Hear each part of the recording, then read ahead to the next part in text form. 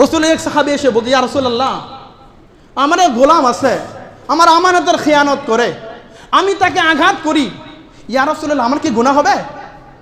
ইয়া রাসূলুল্লাহ আমার কি গুনাহ হবে?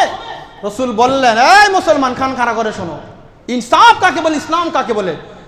আল্লাহর পয়গম্বর বললেন, ও সাহাবী, তোমার গোলাম যেই পরিমাণ অপরাধ করেছে, তুমি যদি তাকে ঠিক সেই পরিমাণ, একবারে চুল পরিমাণ, এদিক সেদিক না, একেবারে কামা হাক্কুহু, যদি তাকে সেই পরিমাণ শাস্তি প্রদান করো, তাহলে তুমি তার উপর ইনসাফ কায়েম করলা। আর যদি তুমি তার যে শাস্তি, এই শাস্তির চাইতে যদি তাকে চুল পরিমাণ বেশি যদি আঘাত করো, প্রহার করো, আল্লাহর কসম এর জবাব তোমাকে তোমার রবের সামনে দিয়া তারপরে জান্নাতে যেতে হবে। তৃতীয় নম্বর রাসূল বললেন, যে পরিমাণ অপরাধ করেছে, এই অপরাধের চাইতে যদি তাকে কম শাস্তি দাও, তাহলে তুমি তার উপর ইহসান করলা, তার উপরে দয়া করলা। সুবহানাল্লাহ। আর যদি তাকে তুমি আঘাত না করে শাস্তির বদলে কম হোক, বেশি হোক, সমান সমান হোক, বা তুমি জালেম হিসেবে সাব্যস্ত না হও, সেজন্য তুমি যদি ওই ব্যক্তিকে মাফ করে দাও, তাহলে মহান রব তোমাকে মাফ করে দিব। আজ থেকে ১৫০০ বছর পূর্বে শ্রমিকের মর্যাদা কি হবে, শ্রমিকের অধিকার কি হবে, সেই সম্পর্কে মুহাম্মদ রাসূলুল্লাহ ১৫০০ বছর পূর্বে আমাদেরকে শান্তির বার্তা আমাদেরকে দিয়ে গেছে। এইগুলো শ্রমিকের মর্যাদা। এবার আসুন শ্রমিকের অধিকার। শ্রমিকের অধিকার সম্পর্কে আল্লাহ তাআলা বলেন, ক্বালা আল্লাহু সুবহানাহু ওয়া তাআলা, আনা খাসমুহুম ইয়াউমাল কিয়ামাতি ওমান কুনতু খাসমাহু খাসামতুহু। লম্বা হাদিসের আলোচনা। আল্লাহ তাআলা বলেন, কিয়ামতের কঠিন ময়দান, আনা খাসমুহুম ইয়াউমাল কিয়ামাতি, কিয়ামতের দিন আমি আল্লাহ তাআলা ৩ শ্রেণীর ৩ প্রকারের লোকদের প্রতিপক্ষ হয়ে আমি আল্লাহ নিজে বাদী হয়ে তাদের বিরুদ্ধে মামলা দায়ের করব। ১ নম্বর, রাজুলুন আ'তা রাব্বিহি সুম্মা গাদারা। ১ নম্বর, ওই ব্যক্তি, যেই ব্যক্তি আল্লাহ তাআলার সাথে যেই কৃত চুক্তি ওয়াদা ছিল, সেই ওয়াদার বরখেলাফ করেছে। আল্লাহ বলেন, আমি আল্লাহ নিজে তার প্রতিপক্ষ হয়ে এরপরে আমি আল্লাহ তার বাদী হয়ে তার বিরুদ্ধে মামলা দায়ের করব। আল্লাহ তাআলার কাছে কি করেছে? সুম্মা আ'তা রাব্বি, সে আল্লাহ তাআলার প্রথমে আল্লাহ তাআলার আনুগত্য করেছে, অঙ্গীকার ভঙ্গ করেছে। দ্বিতীয় নাম্বার, ওয়ারাজুলুন বাআ হুররান। রাসূল বলতেন হাদিসের মধ্যে, দ্বিতীয় ওই ব্যক্তি, যেই ব্যক্তি কোনো স্বাধীন মানুষকে, ওয়ারাজুলুন বাআ হুররান ফাসামানাহু, যেই ব্যক্তি কোনো স্বাধীন মানুষকে বিক্রি করে সেই পয়সা সে নিজে ভোগ করে, ওই ব্যক্তির বিরুদ্ধে আমি আল্লাহ নিজে কিয়ামতের ময়দানে তার বিরুদ্ধে দাঁড়াবো। তৃতীয় নাম্বার, যেটা আমার উদ্দেশ্য, রাসূল বলতেছেন, ওয়ারাজুলুন মান ইস্তাআজারা আজরান ফাস্তাওফা মিনহু, এবং ওই ব্যক্তি, যেই ব্যক্তি তার মালিক, যেই ব্যক্তি তার শ্রমিকের মাধ্যমে পূর্ণ কাজ বুঝে নিল, পূর্ণ কাজ করাইল, তার সেবা নিল, খেদমত নিল, ওয়ালাম ইউতি আজরাহু, কিন্তু তার প্রতিদান দিল না, ওই ব্যক্তি, ওই মালিক, রাজুলুন দ্বারা ওই ব্যক্তি, ওই মালিক, যে মালিক তার কর্মচারী দিয়া, তার অধীনস্থ লোকের মাধ্যমে কাজ সম্পাদন করেছে, খেদমত নিয়েছে, সেবা নিয়েছে পরিপূর্ণ, ওয়ালাম ইউতি আজরাহু, কিন্তু তার প্রতিদান, তার মজুরি তাকে দেয় নাই, আমি আল্লাহ কিয়ামতের ময়দানে তার বিরুদ্ধে দাঁড়াবো। হাদিসের একটা শব্দ, ওমান কুনতু খাসমাহু খাসামতাহু, আল্লাহ বলতেছেন, আমি যার বিপক্ষে প্রতিপক্ষ হিসেবে দাঁড়াবো, আমাকে পরাস্ত করবে, আমাকে পরাজিত করবে, পৃথিবীতে এমন কোন মাখলুকাত সৃষ্টি হয় নাই, হয়েছে? আল্লাহ তাআলাকে পরাজিত করবে হাসরের ময়দানে জেরা করে, আছে এমন কোন মানুষ আছে? ওমান কুনতু খাসমাহু খাসামতাহু, বলতেছে আমি যাকে পরাজিত করব, যার বিরুদ্ধে দাঁড়াবো, বলে আমাকে পরাজিত করার কেউ নয়, বরং সে নিশ্চিত একেবারে তার অধঃপতন শুরু। তাহলে কত কঠোর, চিন্তা করেন। আমাদের অধীনস্থ যারা আছে, কর্মচারীদের টাকা 2 মাস 3 মাস 4 মাস পর্যন্ত আমাদের অবহেলায় থেকে যায়। আবার যারা একটু ভালো মোটামুটি, যারা তর্ক বিতর্ক করতে পারে, কথা কাটাকাটি করতে পারে, বিভিন্ন দিকে লাইন কাট করতে পারে, তাদের এগুলো ঠিক দিয়ে দেয়। যারা অসহায় সাধারণ, যাদের কোনো কুল কিনারা নাই, যাদের কোনো ভাই নাই, যাদের কোনো ছোট ভাই বড় ভাই ডানে বানে কেউ নাই, বাপ নাই, চাচা নাই, মামা নাই, খালু নাই, বলে এই লোকগুলা, এই শ্রমিকগুলা তারা নিরহ হয়ে যায়। এর জন্য রাসূল বলছেন আতুল আজির আজরহু ক্বাবলা আন ইয়াজিফা ইরকুহু, তোমরা তোমাদের শ্রমিকদের শরীরের ঘাম শুকানোর আগে আগে তোমরা তাদের মজুরি তাদেরকে প্রদান করে দাও। এবার আসেন কোরআনে কারীমের আয়াত। আল্লাহ তাআলা বলতেছেন ওয়ালা তাবখুসুন নাস আশিয়াহুম, ওয়ালা তাবখুসুন নাস, তোমরা মানুষকে তাদের জিনিসপত্র থেকে তাদেরকে বঞ্চিত করো না। অর্থাৎ তাদের যে অধিকার, ন্যায্য অধিকার রয়েছে, এই ন্যায্য অধিকার থেকে শ্রমিকদেরকে তোমরা বঞ্চিত করো না। যদি বঞ্চিত করো কি হবে? অন্য আয়াতে আল্লাহ রাব্বুল আলামিন বলছেন ওয়াইলুল লিল মুতাফফিফিন আল্লাযীনা ইযা তালু আলান নাসি ইস্তাওফুন ওয়া ইযা কালুহুম আও ওয়াজানুহুম ইখসিরুন আলা ইয়াযুন্নু উলাইকা আন্নাহুম মাবউসুন লিয়াউমিন আযীম ইয়াওমা ইয়াকুমুন নাসু লিরাব্বিল আলামিন। লম্বা চূড়া আয়াত, সারমর্ম শুধু বলতেছি, ওই সকল লোকদের জন্য দুর্ভোগ, তারা হতভাগা, দুর্ভাগা, লাঞ্ছিত, অপমানিত, অপদস্থ হবে যখন তারা মানুষদের থেকে নেয়। তখন তারা পরিপূর্ণ কড়ায় গন্ডায় হিসাব করে এরপরে ওজন দিয়া মাফ করে নেয়, ওজন দিয়া মাপ দিয়া নেয়। আর যখন তারা মানুষদের কাছ থেকে যখন তারা কোনো জিনিস নেয়, তখন সেটার মধ্যে তারা কি করে? তাল বাহানা করে। দেওয়ার সময় তারা তাল বাহানা করে, কম করে দেয়, আর নেওয়ার সময় পরিপূর্ণভাবে নেয়। আলা ইয়াযুন্নু উলাইকা আন্নাহুম মাবউসুন, তোমাদের কি ভয় নাই? তোমাদের কি চিন্তা নাই? লিয়াউমিন আযীম, ও বিচার দিবস সম্পর্কে। ইয়াওমা ইয়াকুমুন নাসু লিরাব্বিল আলামিন, যেদিন তোমাকে তোমার রবের সামনে দণ্ডায়মান হতে হবে। এখন প্রশ্ন হলো, হুজুর এই আয়াত তো আল্লাহ তাআলা কইছে ওজনের ক্ষেত্রে, এটা শ্রমিকদের ক্ষেত্রে কিভাবে আসলো? মুফাসসিরিনে কেরাম বলেছেন তাফফিফ শব্দটা এটা যদিও ওজনের ক্ষেত্রে ব্যবহৃত হয়, এটা শুধু খালি দাড়ি পাল্লার ওজন না। তফফিফ শব্দটি শুধুমাত্র দাড়ি পাল্লায় ওজন করে দিলাম, কমাই দিলাম, নেওয়ার সময় পরিপূর্ণ নিলাম, দেওয়ার সময় ডাবায়া পাল্লাটা ঘুরিয়ে দিলাম, বলে শুধু দাড়ি পাল্লা উদ্দেশ্য নয়। বললেন প্রত্যেকটা মানুষের প্রাপ্য, চাই সেটা টাকা হোক, পয়সা হোক, অর্থ সম্পদ হোক, তার অধিকার হোক, যে কোনো বিষয় হোক না কেন। লম্বা ইতিহাস, ওদিকে যাওয়ার সুযোগ হচ্ছে না, তাফসীরের বিষয় অনেক লম্বা চূড়া আলোচনা। তাহলে এটাই বুঝেন, এই তফফিফ শব্দটা শুধু ওজনের ক্ষেত্রে নয়, আপনার কাছে যিনি প্রাপ্য, যিনি পাবেন তার অধিকার, বলে সমস্ত অধিকার সব কিছুকে, এগুলোকে তাকে পরিপূর্ণ দেওয়া, এটাই হলো ইসলামের বিধান। এবার আসেন, রাসূল বলতেছেন, নবী করিম সাল্লাল্লাহু আলাইহি ওয়াসাল্লাম হাদিসে পাকের মধ্যে ঘোষণা করেছেন ইখওয়ানুকুম জাআলাহুমুল্লাহু তাহতা আইদিকুম, তোমরা, তোমাদের ভাইরা তোমাদের অধীনস্থ রয়েছে। ফাআতিমুহুম মিম্মা তাকুলুন, তোমাদের অধীনস্থরা, তোমাদের কর্মচারীরা, তোমাদের ড্রাইভাররা, তোমাদের কাজের ছেলে, কাজের মেয়ে, কাজের বুয়াগুলা, এগুলা সবাই তোমাদের অধীনস্থ, তোমাদের অধীনে রয়েছে। ইখওয়ানুকুম জাআলাহুমুল্লাহু তাহতা আইদিকুম, তারা তোমাদের ভাইরা তোমাদের অধীনস্থ রয়েছে। ফাআতিমুহুম মিম্মা তাকুলুন, সুতরাং তোমরা যা খাওয়াবে তাদেরকেও তাই খাওয়াবে। ওয়ালবিসুহুম মিম্মা তালবিসুন, তোমরা যা পরিধান করবে তাদেরকেও তাই পরিধান করাবে। ওয়ালা তুকাল্লিফুহুম মা ইয়াগলিবুহুম, খবরদার তোমরা তাদের উপরে কোন কষ্টের বোঝা তাদের উপর চাপাইয়া দিও না। ফাইন কাল্লিমতুমুহুম, যদি তোমরা কোনো কষ্টের বোঝা তাদের উপরে চাপিয়ে দাও,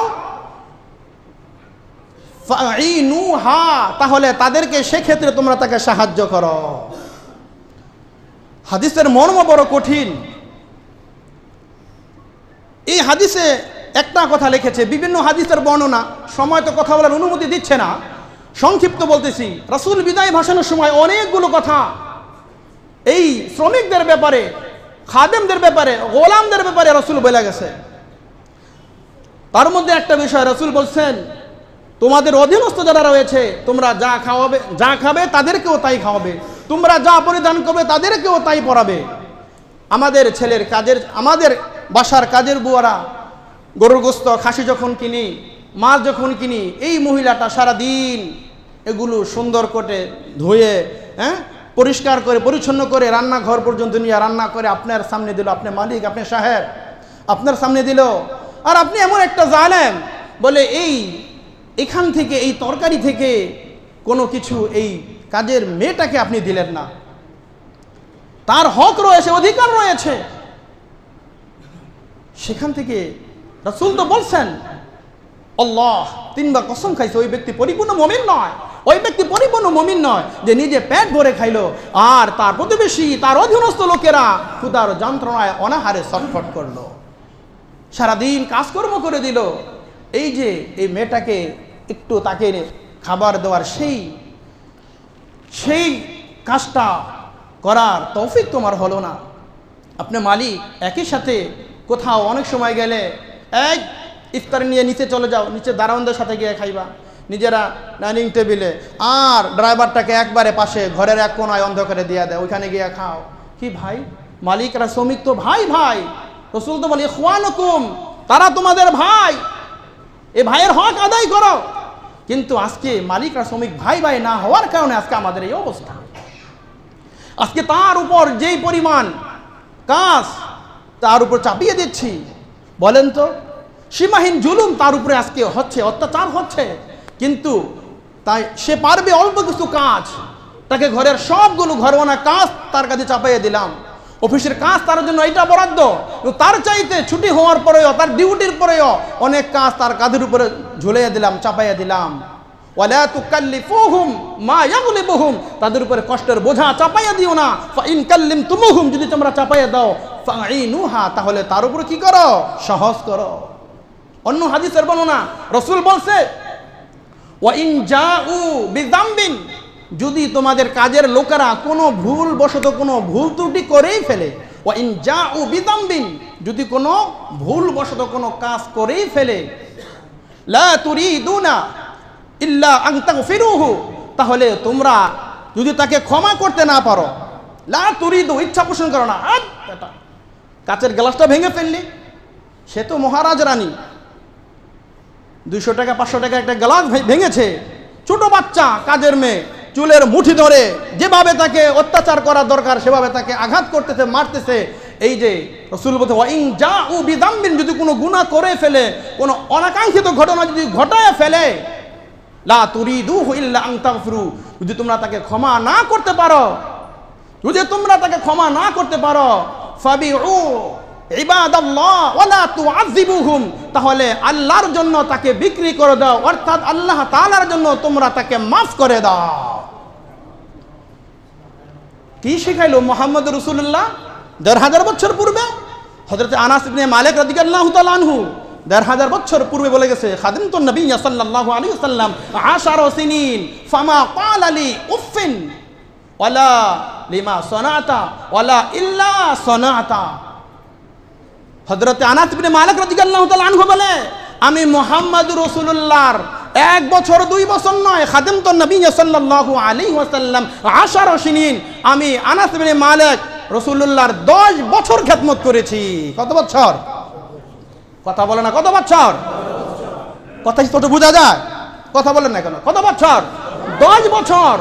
ফামা ক্বালা লি উফিন ওয়ালা লিমা সনাতা, এই 10 বছরের মধ্যে রাসূল আমাকে কোনো একটা উফ শব্দ বলে নাই, এবং বলে নাই ওয়ালা লিমা সনাতা ওয়ালা ইল্লা সনাতা। আনাস, এই কাজটা কেন করলা, এই কাজটা কেন তুমি করলা না? মুহাম্মদ রাসূলুল্লাহ আমার থেকে কোনোদিন এই জবাব মুহাম্মদ রাসূলুল্লাহ চাই নাই। তোমার কয় টাকার জিনিস ভাঙছে? ছোট ছোট বাচ্চাদের এভাবে আঘাত করো, এইভাবে তাদেরকে প্রহার করো। কর্মচারী, তোমার অফিসের স্টাফ, ড্রাইভার, অধীনস্থ লোকেরা ভুল ভ্রান্তি হতে পারে, থাকতে পারে, করতেই পারে, সেজন্য তাকে কি প্রহার করবা? প্রহার যারা করো, চিন্তা করো তাদের কথা। রাসূল বলছেন, রাসূল এক সাহাবী এসে বলছে, ইয়া রাসূলুল্লাহ, আমার এক গোলাম আছে, আমার আমানতের খেয়ানত করে, আমি তাকে আঘাত করি, ইয়া রাসূলুল্লাহ, আমার কি গুনাহ হবে? ইয়া রাসূলুল্লাহ আমার কি গুনাহ হবে? রাসূল বললেন, এই মুসলমান, কান খাড়া করে শোনো, ইনসাফ কাকে বলে, ইসলাম কাকে বলে। আল্লাহর পয়গম্বর বললেন, ও সাহাবী, তোমার গোলাম যেই পরিমাণ অপরাধ করেছে, তুমি যদি তাকে ঠিক সেই পরিমাণ, একবারে চুল পরিমাণ, হ্যাঁ, এদিক সেদিক না, একেবারে কামা হাক্কুহু, যদি তাকে সেই পরিমাণ শাস্তি প্রদান করো, তাহলে তুমি তার উপর ইনসাফ কায়েম করলা। আর যদি তুমি তার যে শাস্তি, এই শাস্তির চাইতে যদি তাকে চুল পরিমাণ বেশি যদি আঘাত করো, প্রহার করো, আল্লাহর কসম, এর জবাব তোমাকে তোমার রবের সামনে দিয়া তারপরে জান্নাতে যেতে হবে। তৃতীয় নম্বর রাসূল বললেন, যে পরিমাণ অপরাধ করেছে, এই অপরাধের চাইতে যদি তাকে কম শাস্তি দাও, তাহলে তুমি তার উপর ইহসান করলা, তার উপর দয়া করলা। সুবহানাল্লাহ। আর যদি তাকে তুমি আঘাত না করে শাস্তির বদলে কম হোক, বেশি হোক, সমান সমান হোক, বা তুমি জালেম হিসেবে সাব্যস্ত না হও, সেজন্য তুমি যদি ওই ব্যক্তিকে মাফ করে দাও, তাহলে মহান রব তোমাকে মাফ করে দিব। কি বলছে? আমার গোলাম আমার আমানতের খেয়ানত করে, তাকে আমি আঘাত করি, আমার গুনাহ হবে? যদি তোমার এই শাস্তির পরিমাণটা সমান সমান হয়, তাহলে ইনসাফ কায়েম করলা। যদি শাস্তির চাইতে কম হয়, তাহলে ইহসান করলা। আর যদি তুমি শাস্তির চাইতে বেশি পরিমাণ করো, তাহলে তুমি জালেম, তুমি জুলুমকারী হিসেবে সাব্যস্ত হইলা। আর যদি তাকে মাফ করে দাও, তাহলে তুমি মহান রব তোমাকে মাফ করে আল্লাহ তোর জান্নাত তোমাকে দিয়ে দিব। আর কি সতর্ক, কেমনি বললে আপনারা বুঝবেন? রাসূল বলেন, ইত্তাকু যুলমা ফা ইন্না যুলমা যুলমাতুন ইয়াউমাল কিয়ামা। হাদিস খুলে দেখেন, ইত্তাকু যুলমা, এই দুনিয়ার জালেমরা, মালিকরা, সাবধান হও। ইত্তাকু যুলমা, সমস্ত জালেমরা, যারা শুধু জালেম তো মনে করে শুধু খালি জালেমের সংখ্যা দিতে গেলে অনেক সময় লাগবে, যেমন আসে দিকে। ইত্তাকু যুলমা, তোমরা জুলুম থেকে বাঁচো। ফা ইন্না যুলমা যুলমাতুন ইয়াউমাল কিয়ামা, কেননা এই জুলুমটা কিয়ামতের দিন বিশাল অ্যাটম বোমা তৈরি হইয়া তোমার সামনে অন্ধকার রূপ তোমার ধারণ করবে। অন্ধকার রূপ তোমার ধারণ করবে, কি করবে ওই সময়? রাসূল তো বলছে, ইয়া আয়েশা ইয়াকা ওয়া মুহাক্কিরাতিজ যুনুব ফা ইন্না লাহা মিনাল্লাহি তালিবান। আয়েশা রে, ছোট গুনাহ থেকে বেঁচে থাকো, কেননা ফা ইন্না লাহা মিনাল্লাহি তালিবান, কেননা ছোট গুনাহ সম্পর্কে তোমার রব তোমাকে জিজ্ঞাসা করবে। আয়েশা রাদিয়াল্লাহু আনহা কে?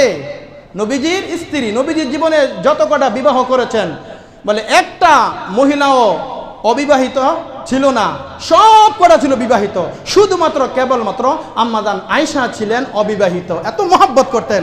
এই আয়েশাকে রাসূল বলতেছেন, ওলামায়ে কেরাম এখানে আছে, ইয়াকা, এ সাবধান, ইয়াকা ওয়া মুহাক্কিরা, মুহাক্কির মানে তুচ্ছ তাচ্ছিল্য, চোখে দেখা, হ্যাঁ, ধুলিকণা না দেখার মতো, ধুলিকণা বাতাসে যেটা ওড়ে, বলে এই যাররা পরিমাণ গুনাহও আয়েশা তুমি করো না। তাহলে এতক্ষণ পর্যন্ত শুধু গেল শুধু, তাহলে শ্রমের মর্যাদা, শ্রমিকের অধিকার, আরো অনেক আলোচনা ছিল, সেদিকে যাচ্ছি না। অতি সংক্ষেপে যারা শ্রমিক ভাইরা, শ্রমিকের দায়িত্ব এবং কর্তব্য কি, সেই বিষয়ে একেবারে অল্প সময়ের মধ্যে শেষ করতেছি। আল্লাহ তাআলা কোরআনে কারিমে বলেছেন, ইন্নাল্লাহা ইয়া'মুরু বিল আদলি ওয়াল ইহসান, নিশ্চয়ই আল্লাহ তাআলা তোমাদেরকে আদেশ করতেছেন, যারা শ্রমিক, যারা কর্মচারী, যারা কাজ করে, তাদেরকে আল্লাহ তাআলা বলতেছেন সূরা নাহল আয়াত নম্বর 90, ইন্নাল্লাহা ইয়া'মুরু বিল আদলি ওয়াল ইহসান, আল্লাহ তাআলা তোমাদেরকে নির্দেশ দিচ্ছেন, আদেশ করতেছেন, তোমরা ইনসাফ কায়েম করো এবং সৎ আচার আচরণ তোমরা করো। সুবহানাল্লাহ। কেন? ইন্না মিন খিয়ারিকুম আহসানুকুম আখলাকান, তোমাদের মধ্যে সর্বোত্তম ওই ব্যক্তি যার চরিত্র সবচেয়ে সুন্দর। সুবহানাল্লাহ। এরপর আল্লাহ রাব্বুল আলামিন বলতেছেন, ইন্নাল্লাহা ইয়া'মুরুকুম আন তু'আদ্দুল আমানাতি ইলা আহলিহা, সূরা নিসা আয়াত নম্বর 48। আল্লাহ তাআলা বলতেছেন তোমাদের উপরে, ইন্নাল্লাহা ইয়া'মুরুকুম আন তু'আদ্দুল আমানা, তোমাদের কাছে যে আমানত, মালিকের যে আমানত তোমার কাছে দেওয়া হয়েছে, সেই আমানত যথাযথভাবে রক্ষা করে ইলা আহলিহা, সেটা তার মালিকের কাছে, অধীনস্থদের কাছে সম্পূর্ণভাবে পরিপূর্ণভাবে বুঝাইয়া দাও। তুমি কর্মচারী, তুমি শ্রমিক, তোমার উপরে যে অর্পিত দায়িত্ব রয়েছে, সেই দায়িত্বের ব্যাপারে তুমি কখনো খিয়ানত করতে পারবে না। আল্লাহ রাব্বুল আলামিন বলতেছেন, ইয়া আইয়ুহাল্লাযীনা আমানু লা তাখুনুল্লাহ ওয়া রাসূলা ওয়া তাখুনু আমানাতিকুম, এই তোমরা, হে ইমানদারগণেরা, তোমরা খিয়ানত করবে না আল্লাহ এবং আল্লাহ রাসূলের ক্ষেত্রে, ওয়া আমানাতিকুম, এবং তোমাদের যে আমানত দেওয়া হয়েছে সেই আমানতকে তোমরা যথাযথভাবে তোমরা রক্ষা করবে, এটাই হলো তোমাদের কাজ। হাদিসের মধ্যে আছে, লা আমানা লাহু হ্যাঁ, যেই ব্যক্তির আমানতদারি নেই সেই ব্যক্তির দিনদারিত্ব নাই, যে ব্যক্তির আমানতদারি নেই সেই ব্যক্তির দিনদারিত্ব নাই। এজন্য যারা শ্রমিক তাদের দায়িত্ব হলো তাদেরকে মনে রাখতে হবে। রাসূল বলছেন, বুখারীর হাদিস, আলা কুল্লুকুম রাইন ওয়া কুল্লুকুম মাসউলুন আন রাইয়াতিহি, তোমরা প্রত্যেকেই দায়িত্বশীল এবং তোমাদের প্রত্যেকেই তোমাদের দায়িত্ব সম্পর্কে জিজ্ঞাসা করা হবে। সুতরাং তুমি গোলাম, তুমি কাজের ছেলে, কাজের মেয়ে, তুমি ড্রাইভার, তুমি কর্মচারী, তুমি অধীনস্থ মালিকের, তোমার উপরে যেই দায়িত্ব এবং কর্তব্যগুলো রয়েছে সেগুলো তোমরা ভালোভাবে সেগুলোকে তোমরা আদায় করো। হাদিসের মধ্যে আসছে, প্রত্যেকটা গোলাম, প্রত্যেকটা শ্রমিক, প্রত্যেকটা কর্মচারী তাদেরকে তাদের মালিকের অধীনস্থ সম্পদ সম্পর্কে তাকে জিজ্ঞাসা করা হবে। বিশেষ করে যে সকল হোটেল বা বিভিন্ন কিছু রয়েছে, মালিকের খাওয়াইলো 500 টাকা, যার কাছে খাইলো 50 টাকা ধরাই দিলে কয় স্যার বিল হচ্ছে 200 টাকা। এই যে মালিকের মাল আমানতের খেয়ানত তোমাদের হইতেছে না? ঠিক তেমনি ভাবে প্রত্যেকটা দল, প্রত্যেকটা সংগঠন, সব কিছুর ক্ষেত্রে এই বিষয়কে অবশ্যই আমাদেরকে মাথায় রেখে এরপরে আমাদেরকে সামনে চলতে হবে। রাসূল এই কথাটাই সর্বশেষ বলেছেন যে ইখওয়ানুকুম জাআলাহুমুল্লাহু তাহতা আইদিকুম, শ্রমিক আর মালিক তোমরা ভাই ভাই। সুতরাং আল্লাহ তাআলা সর্বশেষ একটা আদেশ করেছেন, ইয়া ইবাদি ইন্নী হাররামতু যুলমা আলা নাফসি, হে আমার বান্দারা, আমি নিজে আমার জন্য জুলুমকে হারাম করে দিয়েছি। ইয়া ইবাদি ইন্নী হাররামতু যুলমা আলা নাফসি, আল্লাহ তাআলা বলেন, হে দুনিয়ার মানুষ, হে আমার বান্দারা, আমি আল্লাহ তাআলা আমি নিজের উপরে জুলুম অত্যাচার করা আমি নিজের জন্য হারাম করে নিয়েছি।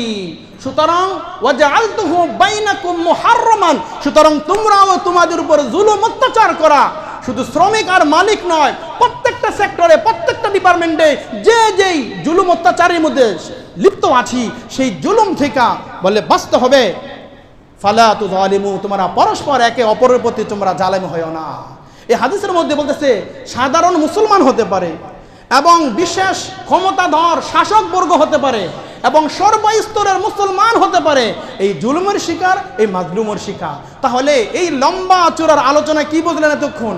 মালিক শ্রমিক ভাই ভাই, শ্রমের মর্যাদা, শ্রমিকের অধিকার, এবং যিনি শ্রমিক হবেন, যিনি লেবার হবেন, তার যে দায়িত্ব এবং কর্তব্য, সেই দায়িত্ব এবং কর্তব্য পরিপূর্ণভাবে আদায় করা। যদি মালিক এবং শ্রমিকের সম্পর্ক যদি ভাই ভাই হয়ে যদি কাজ হয়, তাহলে সোনার সমাজ গঠন হবে। এছাড়া আইন দিয়া মাইরা পিড়াইয়া চুরিও বন্ধ করা যাইব না, ডাকাতিও বন্ধ করা যাইব না, চাঁদাবাজি বন্ধ করা যাবে না, কোনো কিচ্ছু বন্ধ করা যাবে না। ও ভাই, শ্রমিক কখন চুরি করবে? কন্ট্রাক্টর কখন চুরি করে? হেল্পার কখন চুরি করে? হেল্পার দেখে আমি যা পাইছি আমার কন্ট্রাক্টর দেয় না, এর জন্য হেল্পার চুরি করে। তো কন্ট্রাক্টর চুরি করলে শালা ড্রাইভার তুই আমারে দেস না, এই জন্য কন্ট্রাক্টর ড্রাইভার টাকা থেকে চুরি করে। আর ড্রাইভারকে মালিক সারাদিন তোর গাড়ি চালায়, তুই আমারে দেস না, যা তোর থেকে আমি চুরি করু। তাহলে চুরিটা শিখাইলো কে? চুরিটা মালিক শিখাইলো। মালিক যদি ঠিকমতো তার হক অধিকার আদায় করতো, ড্রাইভার চুরি করতো না। ড্রাইভার যদি ভালো করে দিত, তাহলে কন্ট্রাক্টর চুরি করতো না। কন্ট্রাক্টর ঠিকমতো দিলে হেল্পার করতো না, আর হেল্পার দিলে তার নিচে যেটা আছে সেটাও চুরি বাটপারি চামারি করতো না। এই জন্য একবারে বাটন টুটো প্রত্যেকটা লেভেলে ইনসাফ কায়েম করা। আল্লাহ তাআলা আমাদের সকলকে বুঝার, আমল করা তৌফিক আল্লাহ যেন দান করে। সকল বলুন আমিন।